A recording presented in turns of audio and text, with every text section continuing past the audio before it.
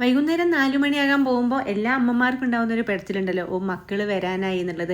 അപ്പം ഞാൻ ഇവിടെ മുന്നിലുള്ള വാതിലൊക്കെ തുറന്നിടും കേട്ടോ. അതുവരെ കുറ്റിയിട്ട് ഇങ്ങനെ അടച്ചുപൂട്ടിയിരിക്കുകയായിരിക്കും.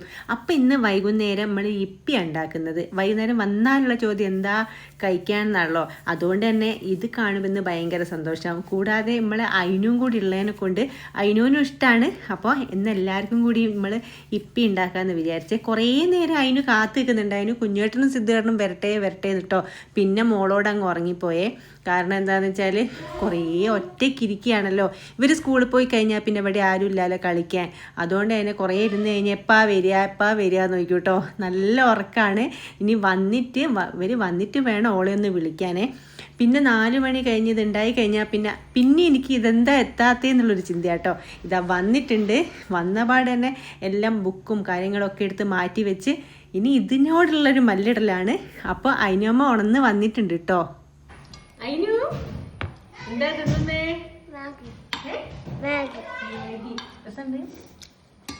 മോളെന്താക്കി ഇത്ര നേരം എന്താക്കിയു? പിന്നെ ഏട്ടന്മാർ ജപിക്കുന്നിടത്ത് പിടിച്ചിരുത്തി കേട്ടോ. കണ്ണടയ്ക്കാൻ പറഞ്ഞിട്ട് കണ്ണടച്ച് വെച്ച് ചിരിക്കുക കേട്ടോ. സിദ്ധു ഒളിക്കണ്ടിട്ട് നോക്കുന്നുണ്ട് ഓളെ കളി. അപ്പോൾ ഇന്നത്തെ വീഡിയോ എത്രയോളം. Tata bye bye, see U.